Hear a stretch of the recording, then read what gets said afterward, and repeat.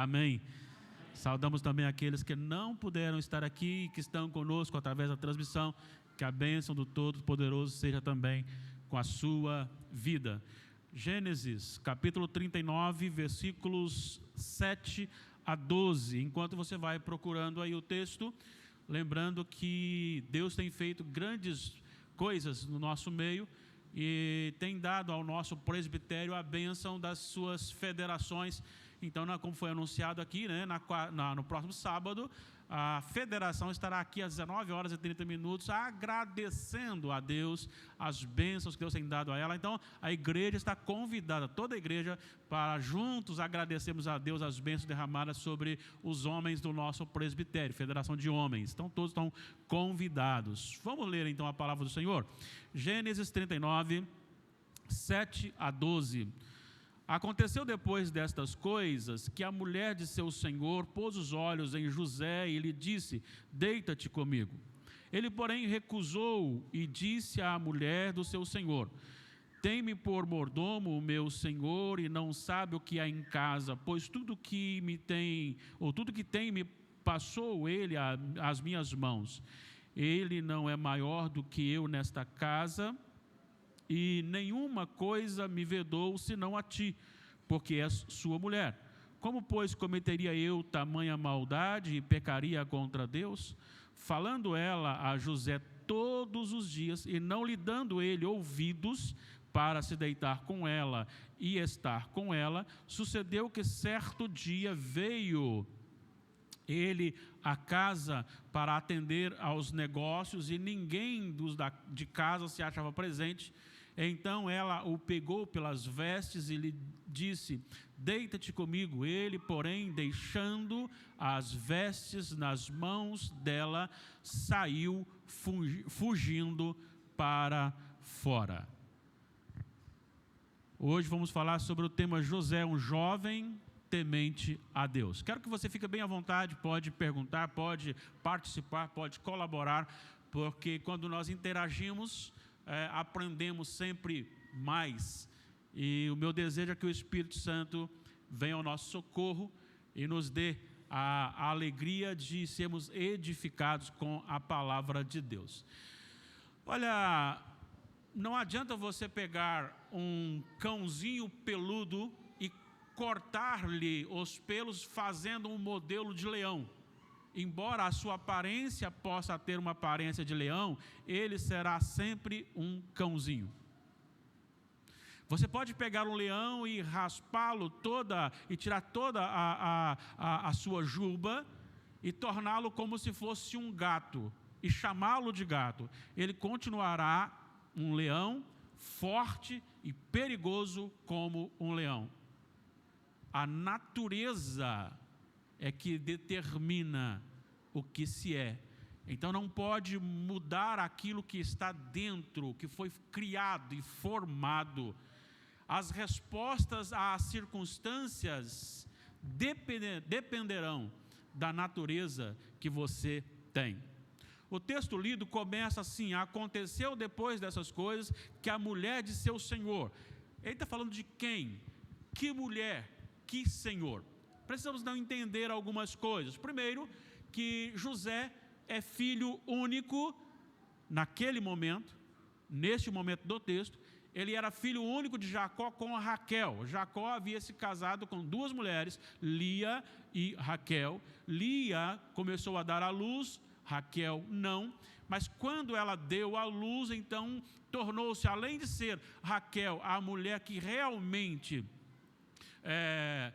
Jacó amava porque ele tinha se casado, ele trabalhou para conquistar Raquel, mas o sogro dele deu Lia sem que ele soubesse, e depois ele trabalha mais 7 anos para ter direito, então, em ter a Raquel, e ele amava, então, Raquel mais do que amava Lia. Então, esse filho José tinha ele era mais precioso aos olhos de Jacó. Havia um cuidado todo especial, e isso automaticamente gerou ciúmes nos demais irmãos, filhos de Lia. E, para piorar a situação, José teve 2 sonhos. Ele sonha com respeito a feixes, em que 11 feixes estavam juntos e 10 se curvavam diante do feixe dele.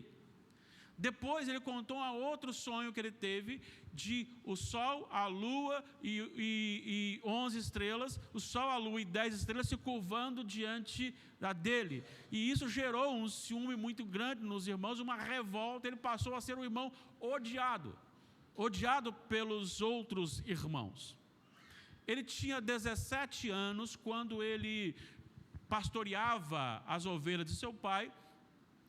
E certa feita ele foi chamado pelo pai para ir até os irmãos onde eles estavam, para levar provisão e ver como eles estavam. E quando ele chega lá, eles aproveitaram a oportunidade, prenderam, lançaram numa cisterna, num buraco, e depois o venderam para uma caravana de ismaelitas que passavam na região. E os ismaelitas o venderam no Egito para Potifar, que é justamente esse senhor relatado aqui no versículo 7, mulher de seu senhor, Potifar. Potifar era casado com esta mulher e Potifar começou a perceber que tudo que José punha a mão, Deus abençoava. E José, com o seu trabalho honesto, de alegria, embora fosse escravo, mas servindo ao Senhor ali, ganhou então com isso a confiança de Potifar, e Potifar lhe colocou como chefe de tudo na sua casa, a ponto de a única coisa vedada a José era justamente a esposa de Potifar. José, um jovem e possivelmente de boa fisionomia, ele agora passa a ser alvo desta mulher, que começou a desejá-lo impuramente. E ela, não só uma, mas várias vezes, quis que ele se deitasse com ela, e ele negou, ele não quis fazê-lo, o que ocasionou numa estratégia para que o pegasse num local sozinho. Quando ele foi à casa, não tinha mais ninguém, mas ele saiu, escapuliu e ficou a roupa dele, a capa, e ela então começou a dizer que ele havia assediado. Com isso ele foi para a prisão, mas o servo do Senhor, não importa onde ele está, por onde ele passar, se a mão do Senhor for com ele, ele é bênção. E ali ele começou também ser bênção. Ganhou a confiança daquele que tomava conta dos presos e passou a tomar conta dos presos. Um preso toma conta dos outros. O Senhor lhe faz a bênção, lhe dá a bênção da visão dos sonhos. Ele revela então 2 sonhos ali. Aqueles homens são libertos, vão para casa, voltam a trabalhar. Um é executado e o outro volta a trabalhar com Faraó. E de repente o que acontece? Depois de muito tempo, Faraó tem um sonho, se lembram daquele homem, traz aquele homem, ele revela o sonho, dá uma direção do que fazer, e aí ele é colocado como governador do Egito. Só que a questão não é ser governador do Egito. A questão é que Deus o colocou como um salvador da terra, porque inclusive ele foi, com isso, colocado como salvador da sua família, porque houve grande fome na terra, e Deus lhe deu sabedoria administrativa para que ele recolhesse todos os alimentos, armazenasse todos os alimentos, para que servisse a todos aqueles que estivessem necessidade e fome, inclusive a sua família, como nós sabemos da sua história. A sua família depois lhe é revelada, ou ele se revela à sua família, descem para o Egito, e aí começa então a história do povo de Jacó no Egito. Eu quero destacar aqui algumas lições para a nossa vida. O que nós aprendemos com José aqui? A primeira lição que eu quero destacar é que quando nós tememos a Deus, obedecemos os seus mandamentos. Parece uma afirmação simples, parece que não tem sentido nenhum falar isso para crente, mais do que nunca isso é muito necessário hoje. Aquele que teme ao Senhor, obedece os mandamentos do Senhor. Olha só o versículo 9. Depois aqui, versículo 7, vai então contando que a mulher quis deitar-se com ele, versículo 7, versículo 8, ele, porém, recusou e disse à mulher do seu senhor: tem-me por mordomo meu senhor, e não sabe o que há em casa, pois tudo que tem me passou ele às minhas mãos. Versículo 9, ele não é maior do que eu nesta casa, e nenhuma coisa me vedou, senão a ti, porque é sua mulher. Como, pois, cometeria eu tamanha maldade, e o quê? Pecaria contra Deus. Pensa comigo, agora, olhando numa visão humana, sem a intervenção do Espírito Santo. Ele está num local, ele tem a possibilidade de punir o seu senhor, punir aquele que o escraviza, fazendo com que a sua mulher então consumasse um ato de imoralidade tal, de traição. No entanto, ele tem um princípio, e o princípio é Deus. A sua fidelidade está ligada a Deus, ele não quer pecar contra Deus.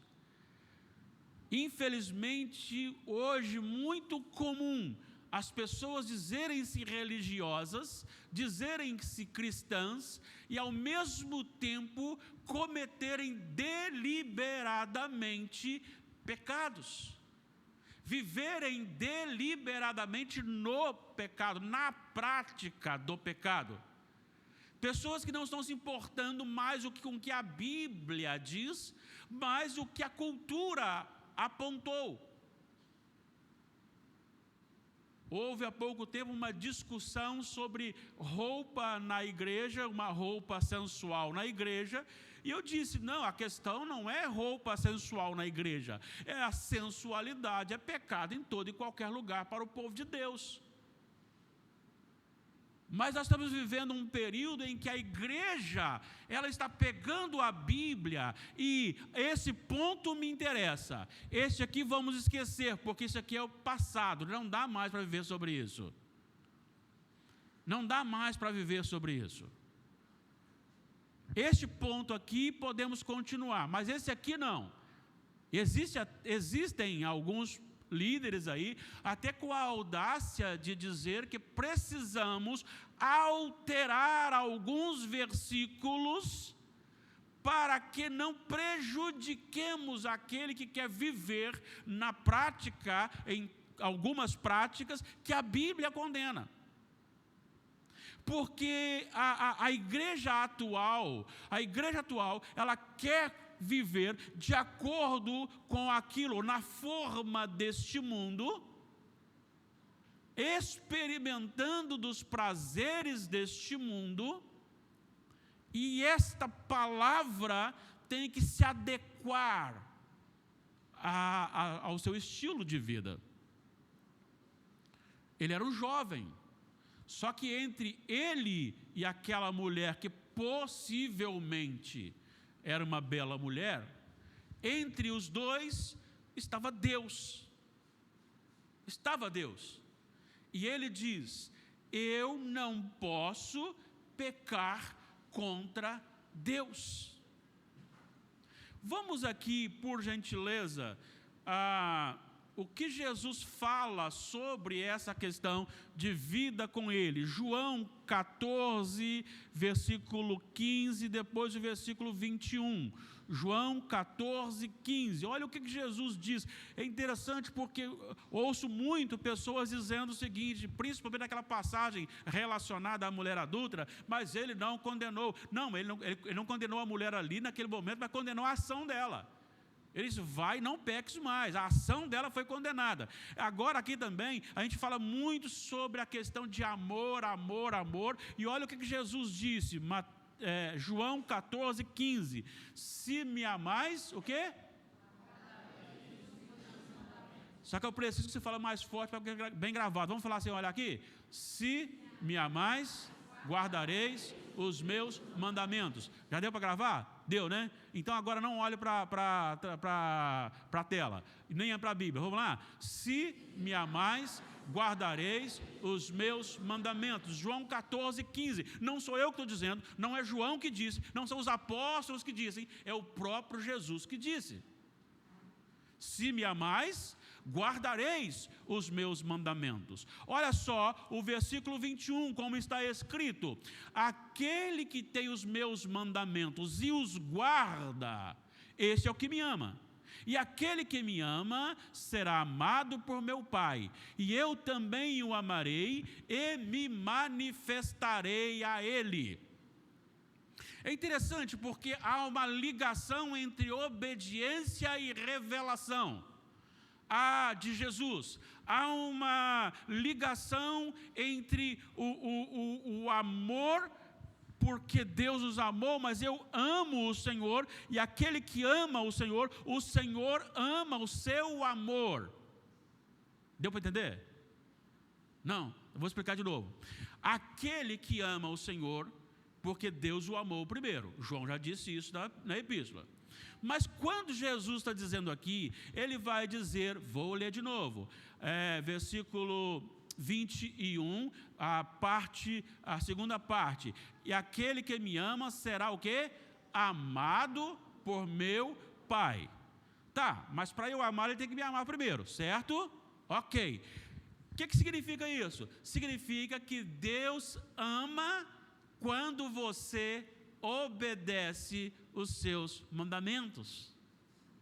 Deus tem prazer no seu relacionamento com Ele. As suas decisões movidas por este amor de Deus alegram o coração de Deus. Deus não quer nada relacionado a um culto externo de ações pontuais. Ele quer vida com Ele, vida com Ele. Olha só, Isaías, capítulo 1, versículo 10 em diante, só alguns versículos para a gente só contextualizar aqui. Olha o que ele diz: ouvi a palavra do Senhor, vós príncipes de Sodoma, prestai ouvidos à lei do nosso Deus, vós povo de Gomorra, de que me serve a mim a multidão de vossos sacrifícios, diz o Senhor. Estou farto dos holocaustos de carneiros e da gordura de animais cevados, e não me agrado do sangue de novilhos, nem de cordeiros, nem de bodes. Quando vindes para comparecer perante mim, quem vos requereu, só pisades dos meus átrios, não continueis a trazer ofertas vãs. O incenso é para minha abominação, e também as festas da lua nova, os sábados e a convocação das congregações. Não posso suportar iniquidade associada ao ajuntamento solene. As vossas festas da lua nova e as vossas solenidades, a minha alma as aborrece. Já me são pesadas, estou cansado de as sofrer. Pelo que quando estendeis as mãos, escondo de vós os olhos. Sim, quando multiplicais as vossas orações, não as ouço, porque as vossas mãos estão cheias de sangue. Lavai-vos, purificai-vos, tirai a maldade de vossos atos diante dos meus olhos, cessai de fazer o mal.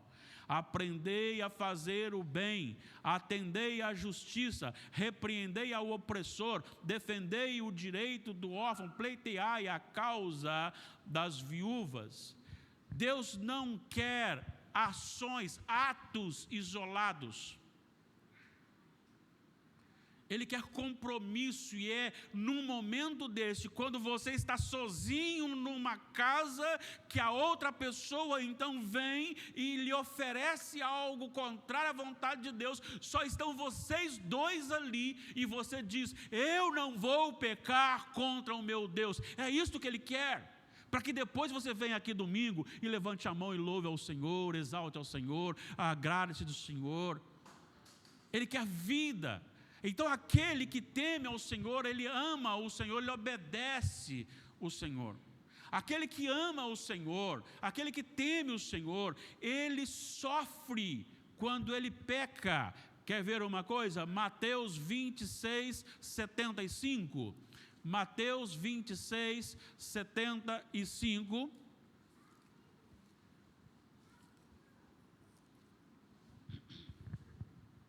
O contexto aqui é Pedro negando Jesus, mas quando acontece algo, então muda tudo. Então Pedro se lembrou da palavra que Jesus lhe dissera: antes que o galo cante, tu me negarás 3 vezes. E saindo dali, fez o quê?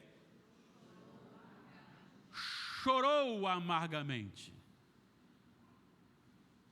Quem teme ao Senhor, no momento em que ele peca e que é admoestado pela palavra do Senhor, há um sentimento de tristeza e desespero pelo pecado cometido. Ele ama obedecer a Jesus. E a questão de vida com Deus não é uma questão relacionada ao medo do inferno somente. Claro que nós tememos isso, lógico.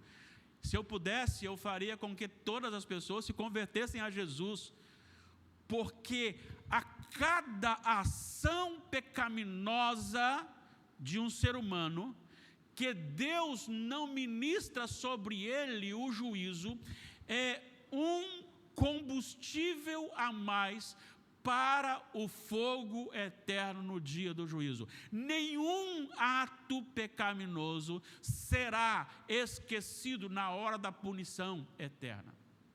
Por isso ele sofrerá eternamente. O que acontece com José? Ele olha para Deus, o seu relacionamento com Deus, o seu compromisso é com Deus. O seu compromisso é com Deus. A segunda lição que eu quero destacar aqui, então vamos lembrar da primeira: quando tememos a Deus, obedecemos os seus mandamentos. A segunda lição é que quando tememos a Deus, amamos o próximo e respeitamos as autoridades. Com muita tristeza a gente pode ver a falta disso aqui, mas no texto não. Olha só o que ele disse antes um pouquinho de pecar contra Deus. Ele vem dizendo assim: o meu Senhor, o seu esposo, ele me deu todas as coisas, exceto a ti. Como, pois, cometeria eu tamanha maldade? Espera aí, ele é escravo, ele está escravizado, ele poderia tomar vingança. E aí ele me faz lembrar do que Jesus disse: se o teu inimigo tiver fome, dá-lhe de comer. O que Jesus disse também? Se ele bater numa face, vira outra. O que ele disse? Ore pelos que perseguem, ame o seu inimigo. Ame o seu inimigo. É difícil, claro que é difícil, mas aqui José dá o exemplo: eu não seria capaz de cometer esta maldade com ele. Ele é uma autoridade sobre nós. Ele me colocou aqui e me disse: aqui não. Agora vamos aqui, preste uma atenção nisso aqui, linkando isto com o jardim do Éden. O que Deus disse para Adão? O que Deus disse para Adão? Pode comer de todos os frutos das árvores que estão no jardim, mas o fruto de uma árvore não podereis comer. O que Adão fez? Justamente da que era proibido, ele comeu. O que acontece aqui? Potifar chega para José e diz: toda a minha casa é tua, faça o que você quiser, só uma coisa não pode fazer, que é a minha esposa. E ele sabe que se ele fizer isso, ele está cometendo uma maldade contra o seu Senhor. Uma maldade contra o seu Senhor. A palavra do Senhor nos diz que nós devemos amar a Deus sobre todas as coisas. Não tá ruim o estudo, está cansativo, irmãos? Ou é o cansaço mesmo? Vamos lá então. Amar a Deus sobre todas as coisas e... Porque eu sei que às vezes o cansaço do dia a dia faz a gente ficar assim mais, né? Mas eu queria que você ficasse mais animado, porque é a palavra de Deus. Então esquece que eu estou aqui, olha para a Bíblia aí, vamos lá. Tá bom? Olha só. Amar o próximo como a si mesmo. Volto a dizer, isso não significa... Eu já vi alguns sermões assim, a Bíblia nos manda, em primeiro lugar, amar a nós mesmos. Não manda não. Porque nós já temos amor sobre nós com largueza. Tudo que nós fazemos é o eu. É por mim. É para mim. Até mesmo alguma coisa boa que a gente faz para os outros, a gente faz pensando na gente. Se eu tiver de investir, eu investir naquele que pode me dar depois. Mais ou menos assim. Então ele está dizendo que você precisa amar o próximo, que não é fácil amar o próximo. Mas eu queria que você fosse comigo para a primeira epístola de João. Capítulo 4. A partir do versículo 18. 1 de João, capítulo 4, versículo 18. Eu quero que você leia para que você possa soltar um pouquinho. Às vezes você senta ouvindo, realmente fica mais caladinho, né? Queria que você lesse com toda a força, por gentileza, do versículo 18 ao 21. 1 de João 4, 18 a 21. Vamos lá? No amor...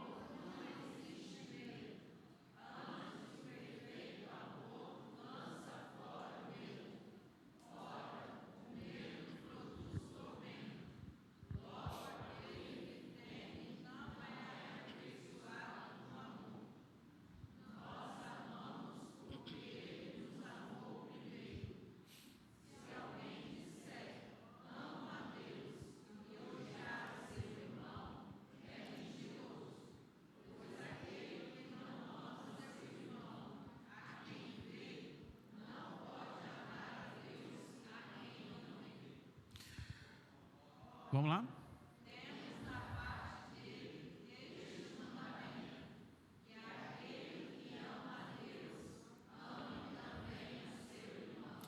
Partindo da afirmação de José e deste versículo em que João registra, o último versículo aqui, no 21, ele vai dizer, aquele que ama a Deus, ame também o seu irmão.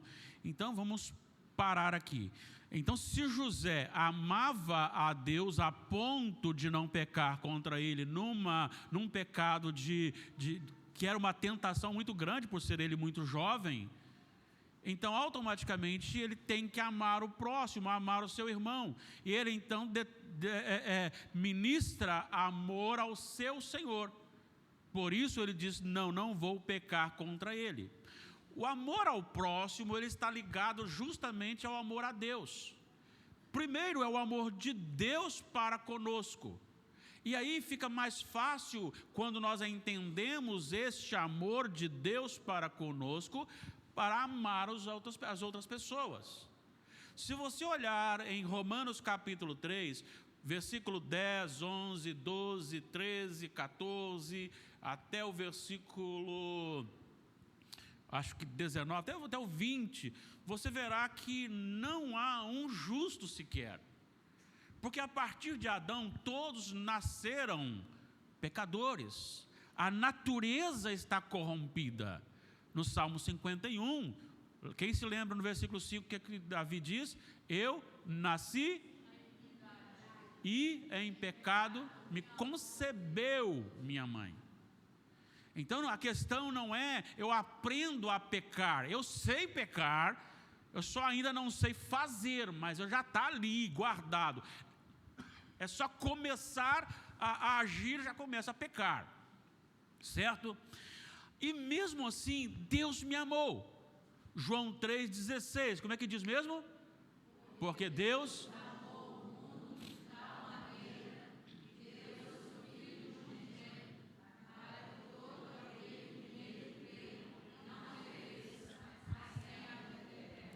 Deus amou ao mundo de tal maneira que deu o seu Filho unigênito, para que todo que nele crê não pereça, mas tenha a vida eterna. Deus amou, Deus me amou, e Deus me perdoou. E não é porque eu fui bater a porta de Deus e dizer: Senhor, socorre-me, Senhor, eu estou aqui, estou perecendo.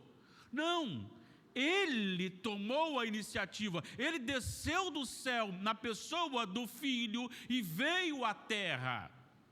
Ele passou por todo sofrimento referente à tentação possível ao homem, sem pecar. Ele se entregou. Quem se lembra aqui de João capítulo 10, versículo 18, olha lá o que diz, eu preciso dar uma chegadinha lá, né? João capítulo 10, versículo 18.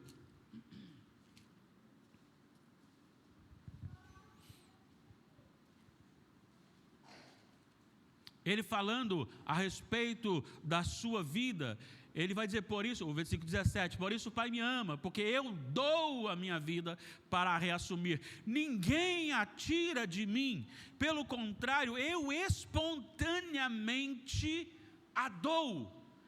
Tenho a autoridade para a entregar e também para reavê-la.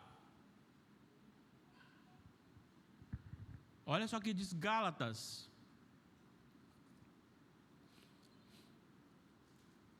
Gálatas capítulo 1, na saudação, olha só o que Paulo diz. Ele fala no versículos 3 e 4, graça a vós outros e paz da parte de Deus nosso Pai e de nosso Senhor Jesus Cristo, o qual se entregou a si mesmo pelos nossos pecados, para nos desarraigar deste mundo perverso, segundo a vontade de Deus, de nosso Deus e Pai. Se eu tenho este amor de Deus por mim, fica mais fácil eu entender, ainda que o meu irmão não mereça, mas amá-lo. Então o amor de José para com o Potifar, o seu senhor, não era um amor que nasceu nele, mas era um amor refletido nele, indo para Potifar. É o amor de Deus no coração dele, que fazia o amar a Deus sobre as suas vontades carnais, e amar o seu Senhor. Quem teme a Deus, ama o irmão. E se nós não amarmos, diz João, nós somos mentirosos. Nós somos mentirosos. Agora, é bom lembrar que amar, segundo o que João escreveu ali, o que Jesus escreveu também, então, amar não é você concordar com todas as coisas que o outro faz. Tem muitas pessoas dizendo o seguinte: eu estou vivendo naquele período que eu não quero confusão, então é melhor não estar, pode estar errado que eu fico quieto. Não, não é isso. Quem ama, vai dizer. Quem ama vai conversar. Quem ama vai apontar, vai admoestar. Quem ama vai corrigir.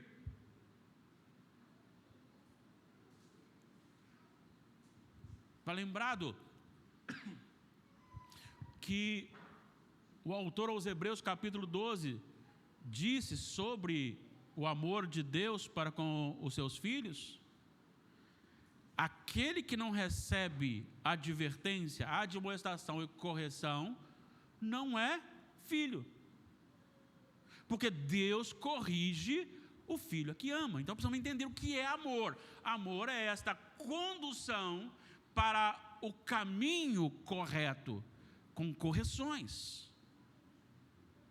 E aqui ele vai dizer: eu amo o meu Senhor e não poderia cometer maldade contra ele. Mas eu preciso também falar sobre a terceira lição. Quando tememos a Deus, agimos prudentemente. Primeiro, quando amamos a Deus, quando tememos a Deus, nós obedecemos os seus mandamentos. Segundo, quando tememos a Deus, nós fazemos o quê? Amamos o próximo, o nosso irmão.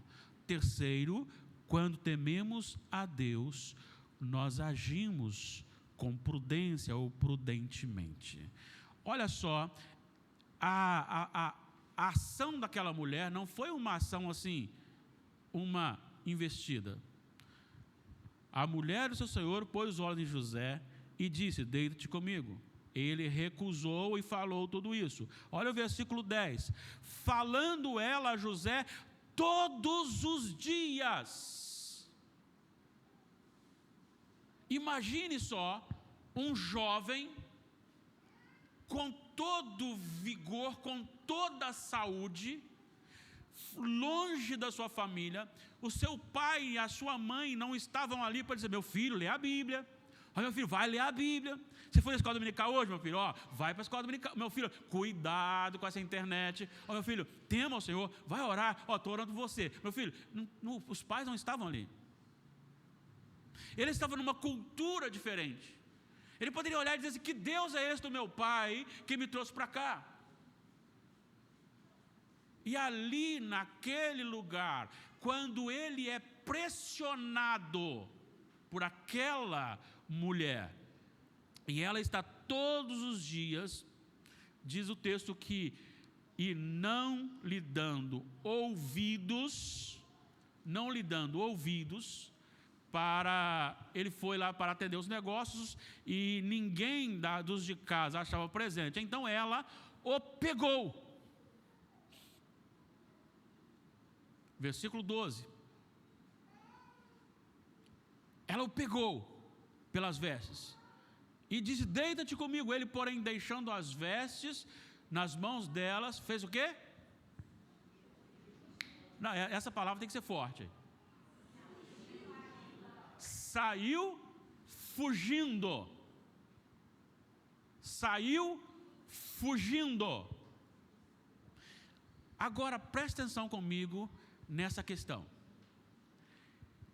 Quando se teme a Deus, você reprime as suas paixões carnais, a sua vontade de pecar.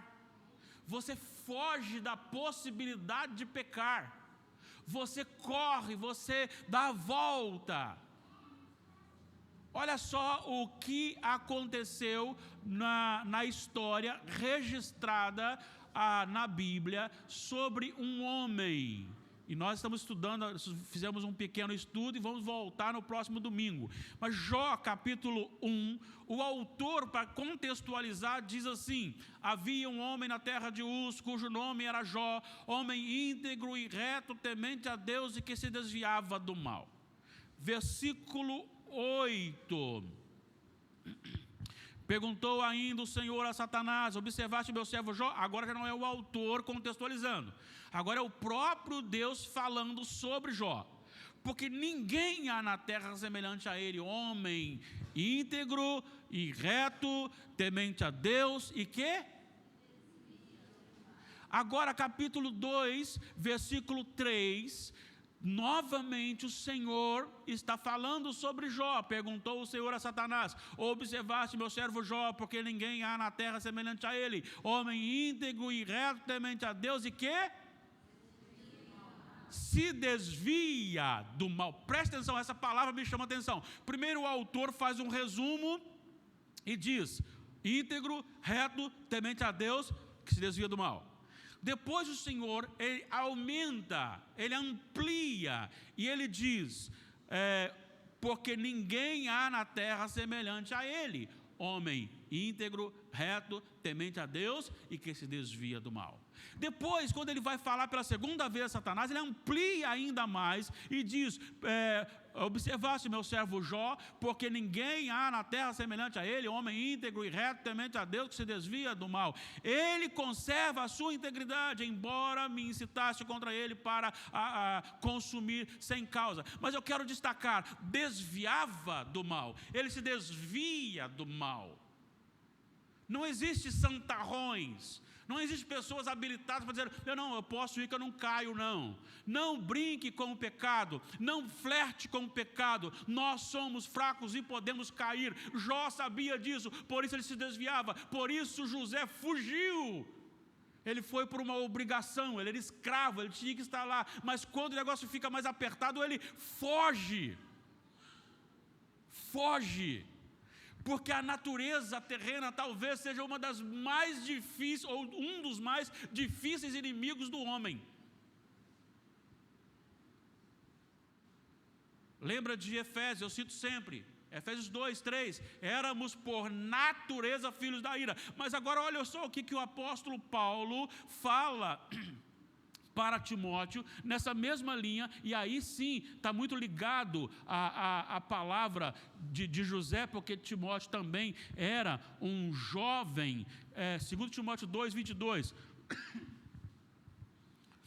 olha como é que ele começa o versículo, 2 Timóteo 2, 22, o que ele diz? Vamos, foge outro sim das paixões da mocidade, segue a justiça, a fé, o amor e a paz.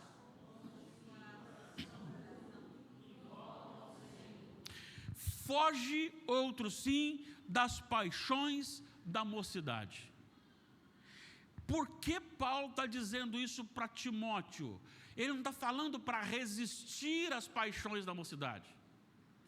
Eu ouvi um pregador uma vez falando, e eu gostei da ideia, porque ele diz assim, interessante porque parece que a paixão da mocidade é mais complicada do que o próprio diabo, porque o Pedro diz assim, resisti ao diabo e ele fugirá de vós. Mas quando se trata da natureza da mocidade, do problema levado para a paixão carnal da mocidade, o apóstolo Paulo não resista, mas fuja. Fuja, fugir. Quem teme a Deus sabe o quão vulnerável é diante das tentações, diante dos problemas, das adversidades sobrevindo carnais para o pecado. É preciso fugir, é preciso fugir, é preciso se consagrar. Como? Fugindo, passando longe. É como você está indo aqui, e aí eu fiz até lá com os casais, homem reto. Mas quando se trata do pecado, ele é um homem que se desvia do mal. Ele não se aproxima do mal, ele não brinca com o mal. E mal ali é justamente a questão de Satanás, das tentações, do pecado, da natureza humana. Não é alguém que está ali envolvido e brincando, não, eu sou santo o suficiente. Não, ele sabe que ele precisa fugir, se desviar. José foge, Jó foge, Timóteo tem que fugir. Você e eu temos que fugir da aparência do mal. E eu encerro então com as seguintes perguntas. Você teme a Deus? Se você teme a Deus, o seu relacionamento com Deus comprova que você o teme? Quando os pecados lhe são oferecidos e cobiçados pela sua natureza pecaminosa, você olha para Deus ou para você? Qual é o seu relacionamento com o próximo? Como você dedica amor ao próximo? Qual é o seu relacionamento com ele? E por final, qual é a sua reação quando não tem ninguém vendo, a não ser o Senhor? E você tem a oportunidade de pecar. Essas três perguntas, elas vão evidenciar, na verdade 4, elas vão evidenciar, as três vão evidenciar se realmente nós tememos ou não o Senhor. Espero que a palavra do Senhor, ministrada na vida de José, o seu exemplo de temor a Deus, sirva para a nossa edificação e vivificação e santificação.